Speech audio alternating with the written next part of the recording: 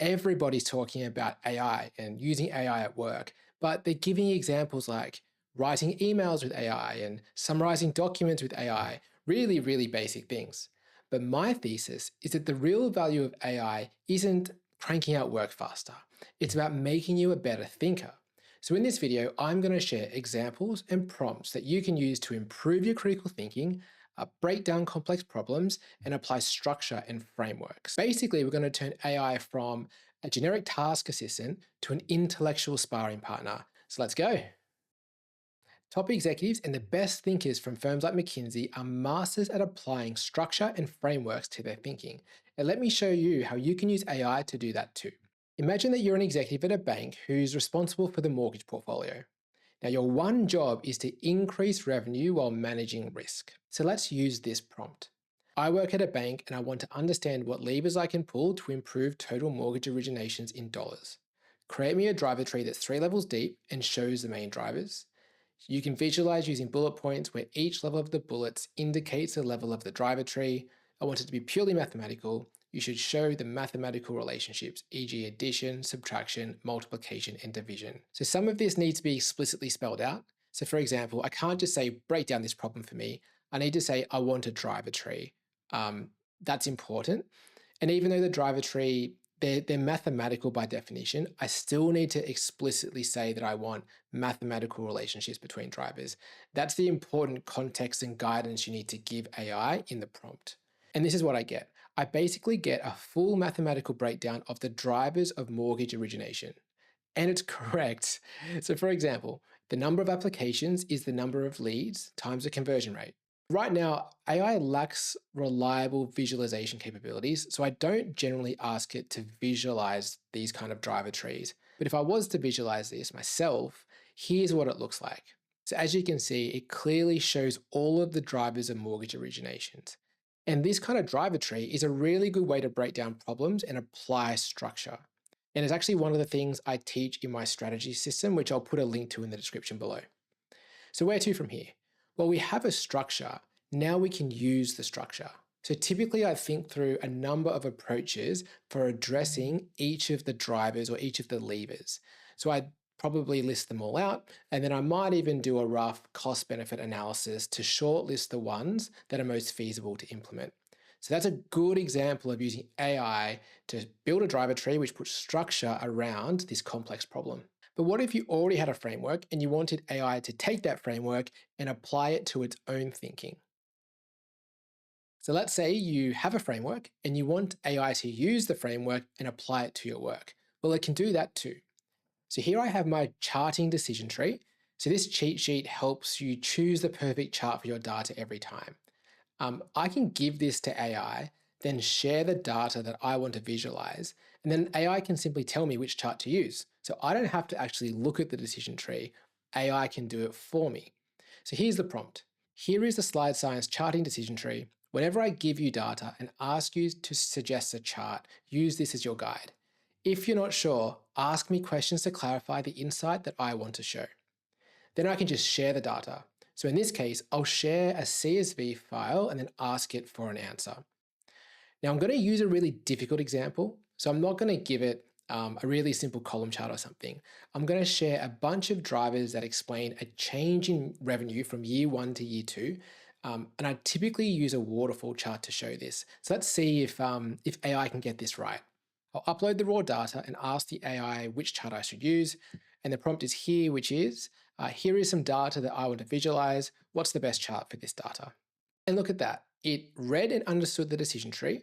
It read and understood the data, then applied the framework from the decision tree to the data and suggested the correct chart.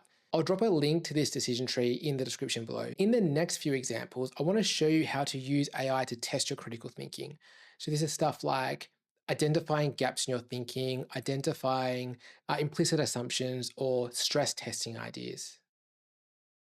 Good strategic thinkers are able to identify the assumptions that underlie their hypotheses or decisions. And this is a skill that can be taught, but we can also use AI to ensure that we haven't missed anything. Here's an example of that. We have made recent improvements to our supply chains, and we can now produce our product for 10% less.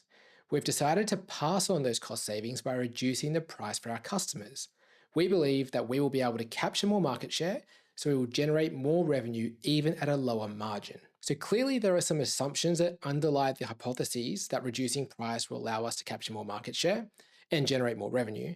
Let's see if we can use AI to identify them. So we'll add to the prompt, identify any implicit assumptions in this decision that may be incorrect. List them as bullet points of 1 to 3 sentences, only use bold at the beginning of sentences. So as you can see here, AI has given us a list of 5 different assumptions that underlie our hypothesis that we can capture more market share by lowering costs. So the first one, for example, is saying that lowering prices will increase market share. The assumption there is that the market is price sensitive. So by reducing our prices, customers will switch to our product. Now that may be true, but it may not be true. So that's an assumption that we're making. Another one is the assumption that competitors will not respond. If competitors respond, it'll be a race to the bottom and actually we won't capture more market share. So we're assuming here that competitors are not going to do anything even after we reduce prices, which again may not be true. So further down it says the assumption of customer perception remaining positive. So the assumption here is basically that by reducing prices, we're not going to change the customer's opinion of our products. They're not going to start thinking, oh, this is a lower price, lower quality product, and then not switch. So there's a whole bunch of assumptions here that underlie our hypothesis that we'll gain market share by reducing prices. And some of these are obvious, but some are not. So it's really useful to use AI to pick up these underlying implicit assumptions. And let's say you do find an assumption that you never considered. You can then deep dive into it. So for example, maybe I didn't think through whether competitors would also reduce their prices. So you can then ask AI to help you test that assumption. And the prompt might be something like, I never considered whether competitors would respond. How do I test this assumption to determine whether it's true? And I also like to say, give preference to quantitative tests and keep your description short. And these are great suggestions, so you might want to pick out a couple that are reasonably easy to test, like historical data analysis or controlled market testing. Okay, let's look at another example of how we can use AI to help our critical thinking, this time to generate counterarguments. When we're working on a complex business problem and we're working on it for a long time, it can be very easy to get tunnel vision and lose the ability to see different perspectives. So we can use AI to act as our intellectual sparring partner. So let's take this example. Our bank is considering acquiring a fast-growing fintech company to modernize our digital banking services. Leadership believes that this will attract younger customers, accelerate innovation, and position the bank as a leader in financial technology. And now the prompt, generate a compelling argument for an alternative that achieves the same or similar outcome with 5 reasons why this option is preferred. Don't forget to consider implicit assumptions, hidden risks, second-order consequences, and strategic alternatives. Present the reasons as short bullet points, only use bold at the beginning of sentences. As you can see, the AI has understood my position and formed its own position. So while I say we should acquire a fintech company, the counter argument is that we should partner with multiple fintechs because there's lower risk exposure, it's more scalable, we can preserve capital, brand perception and market positioning is better with an ecosystem of potential solutions. So there's a whole number of good reasons why we should use this alternative option, which is partner with multiple fintech companies as opposed to buy a fintech company. So in this example, we asked AI to create a counter argument for a different option. But what if we already have 2 options and we want to compare the 2?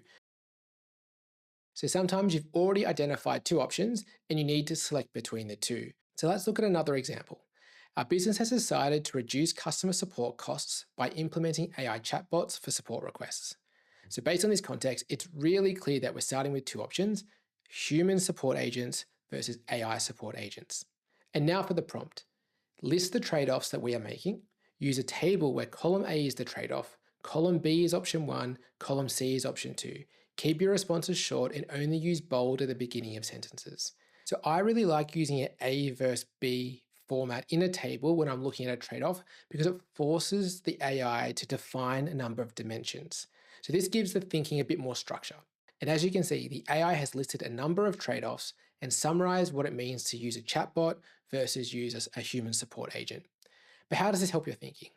Well, you can easily score each option on those different dimensions to identify which one is most compelling. Alternatively, maybe neither option is perfect and you need a combination of them both. So for example, maybe it's AI chatbots for basic queries that then pass to human agents for more complex queries. And by the way, this could be a slide. So if you remember my last video, I broke down the top 5 consulting slides that consulting firms always use, and one of those options was a table slide, and this could be the perfect table slide. In fact, it might look something like this. This is a version that I've put together based on the AI prompt and AI answer that we just talked through. But if you'd like to watch the video where I break down the top 5 consulting slide layouts and how to use them, I'll put it on the screen right now.